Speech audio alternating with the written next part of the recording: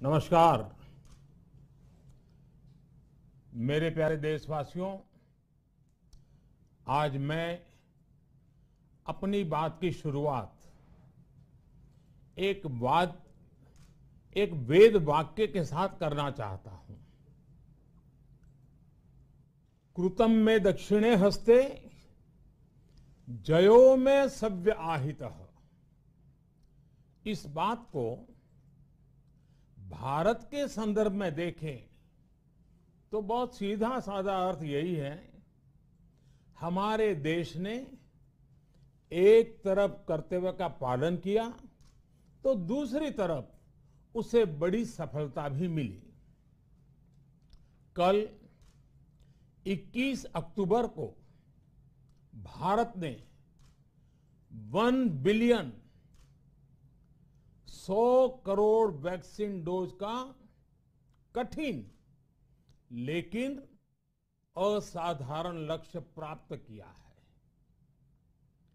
इस उपलब्धि के पीछे 130 करोड़ देशवासियों की कर्तव्य शक्ति लगी है। इसलिए ये सफलता भारत की सफलता है, हर देशवासी की सफलता है।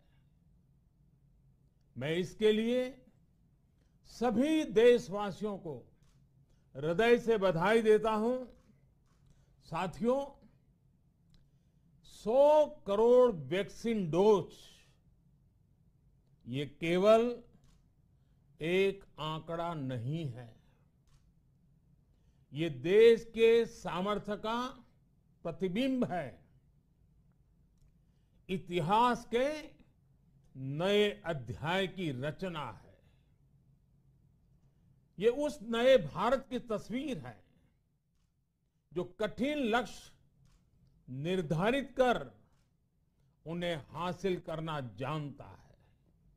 ये उस नए भारत की तस्वीर है जो अपने संकल्पों की सिद्धि के लिए परिश्रम की पराकाष्ठा करता है। साथियों, आज कई लोग भारत के वैक्सीनेशन प्रोग्राम की तुलना दुनिया के दूसरे देशों से कर रहे हैं। भारत ने जिस तेजी से 100 करोड़ का 1 बिलियन का आंकड़ा पार किया है, उसकी सराहना भी हो रही है। लेकिन इस विश्लेषण में एक बात अक्सर छूट जाती है कि हमने ये शुरुआत कहां से की है।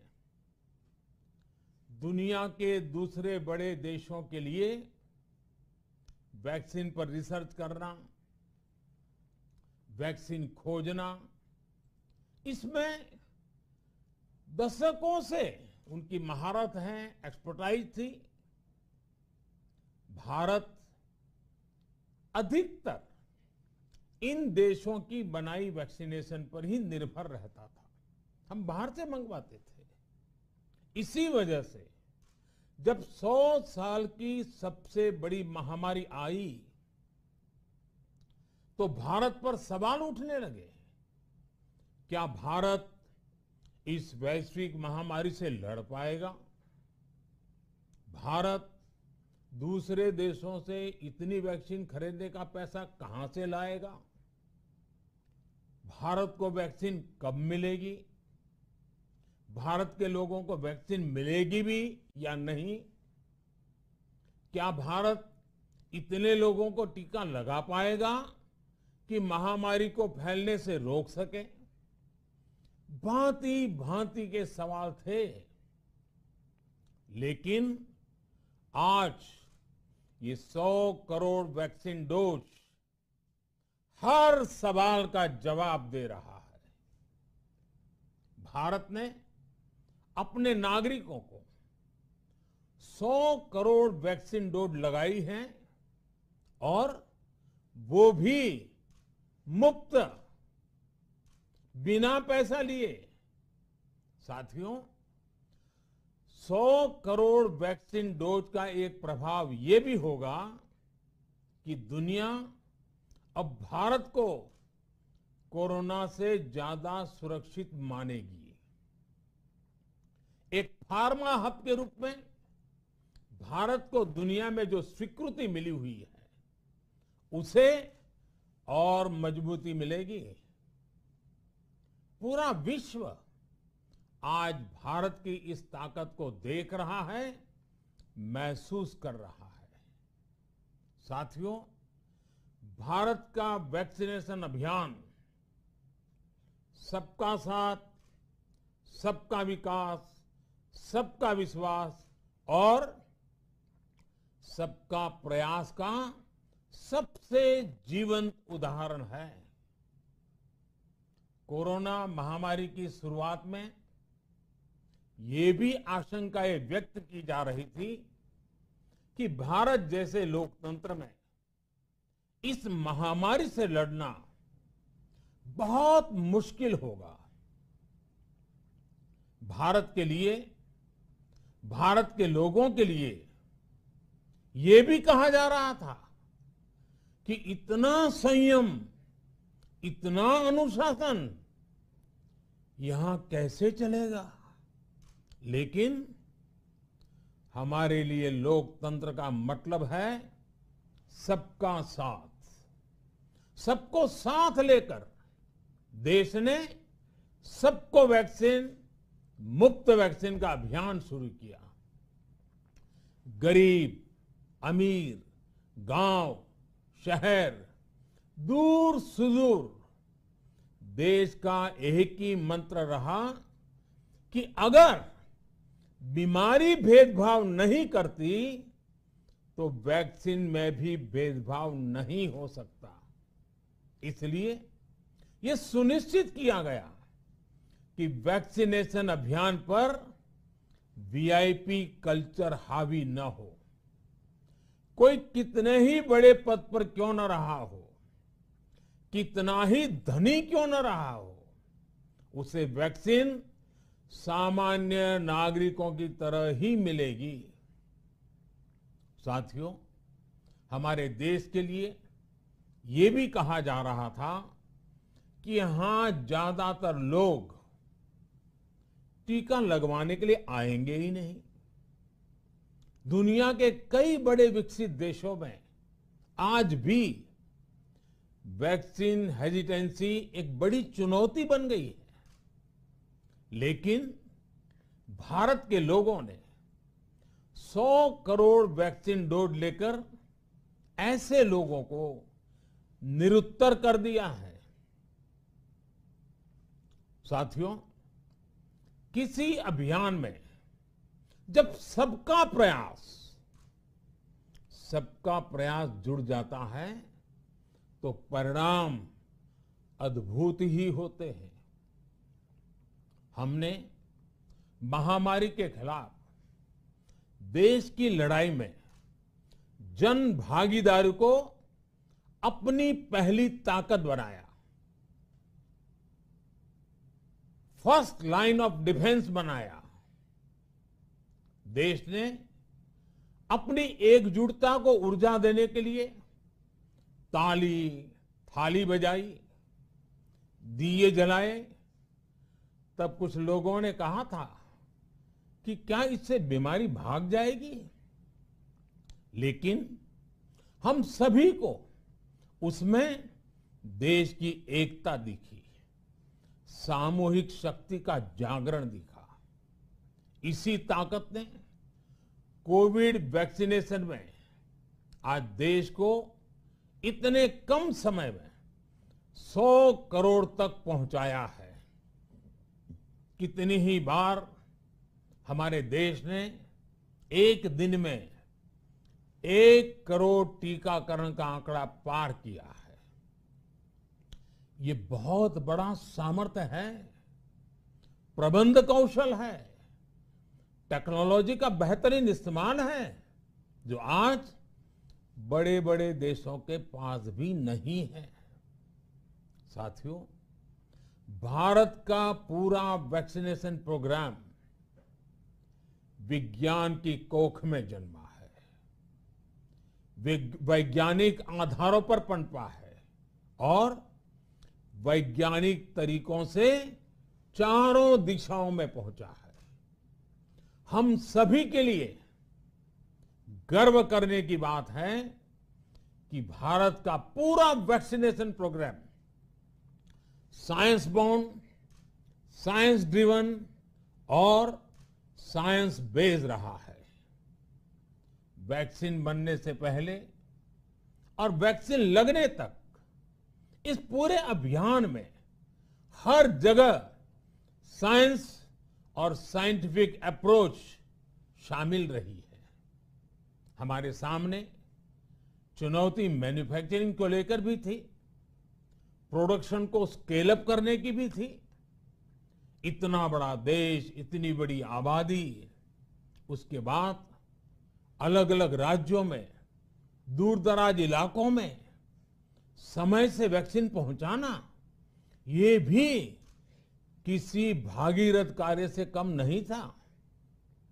लेकिन वैज्ञानिक तौर तरीकों और नए नए इनोवेशन से देश ने इस चुनौतियों के समाधान तलाशे। असाधारण स्पीड से संसाधनों को बढ़ाया गया। किस राज्य को कितनी वैक्सीन कब मिलनी चाहिए, किस इलाके में कितनी वैक्सीन पहुंचनी चाहिए, इसके लिए भी वैज्ञानिक फॉर्मूले के तहत काम हुआ। हमारे देश ने कोविन प्लेटफॉर्म की जो व्यवस्था बनाई है, वो भी विश्व में आकर्षण का केंद्र है। भारत में बने कोविन प्लेटफॉर्म ने न केवल आम लोगों को सहूलियत दी, बल्कि हमारे मेडिकल स्टाफ के काम को भी आसान बनाया। साथियों, आज चारों तरफ एक विश्वास है, उत्साह है, उमंग है। समाज से लेकर इकोनॉमी, हम हर तबके पर देखें, ऑप्टिमिज्म, ऑप्टिमिज्म, ऑप्टिमिज्म ही नजर आता है। एक्सपर्ट्स और देश विदेश की अनेक एजेंसीज भारत की अर्थव्यवस्था को लेकर बहुत सकारात्मक है। आज भारतीय कंपनियों में न सिर्फ रिकॉर्ड इन्वेस्टमेंट आ रहा है, बल्कि युवाओं के लिए रोजगार के नए अवसर भी बन रहे हैं। स्टार्टअप्स में रिकॉर्ड इन्वेस्टमेंट के साथ ही रिकॉर्ड स्टार्टअप्स यूनिकॉर्न बन रहे हैं।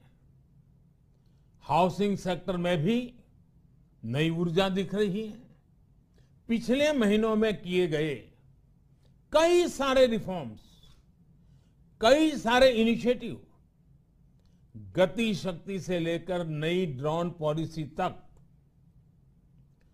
भारत की अर्थव्यवस्था को और तेजी से आगे बढ़ाने में बड़ी भूमिका निभाएंगे। कोरोना काल में कृषि क्षेत्र ने हमारी अर्थव्यवस्था को मजबूती से संभाले रखा। आज रिकॉर्ड लेवल पर अनाज की सरकारी खरीद हो रही है। किसानों के बैंक खातों में सीधे पैसे जा रहे हैं।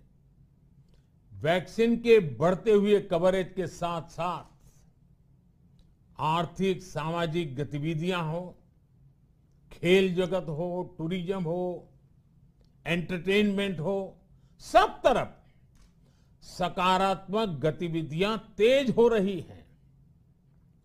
आने वाले त्योहारों का मौसम इसे और गति देगा और शक्ति देगा। साथियों, एक जमाना था जब मेड इन ये कंट्री, मेड इन वो कंट्री, इसी का बोलबाला था, बहुत क्रेज हुआ करता था। लेकिन आज हर देशवासी ये साक्षात अनुभव कर रहा है कि मेड इन इंडिया की ताकत बहुत बड़ी होती है।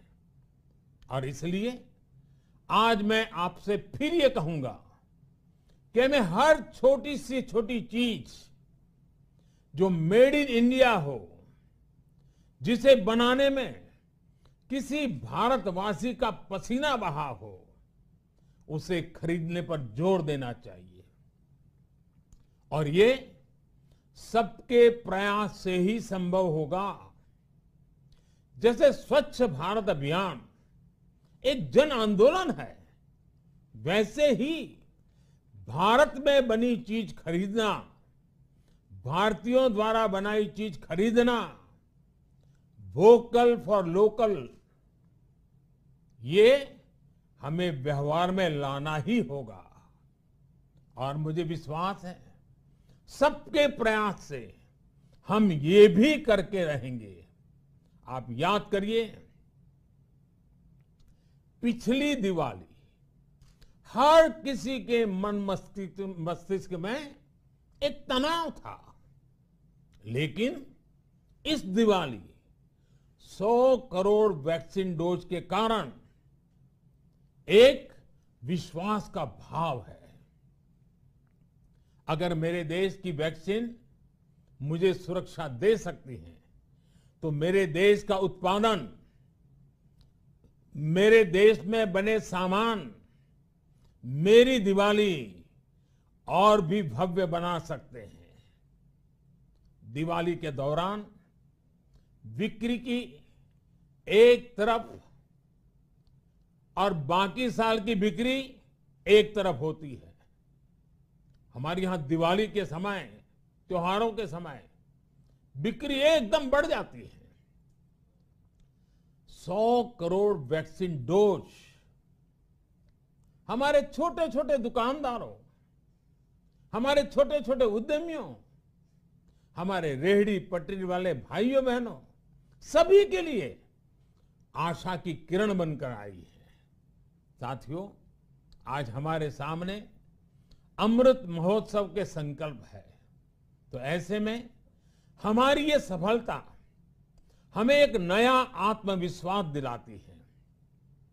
हम आज कह सकते हैं कि देश बड़े लक्ष्य तय करना और उसे हासिल करना बखूबी जानता है, लेकिन इसके लिए हमें सतत सावधान रहने की जरूरत है।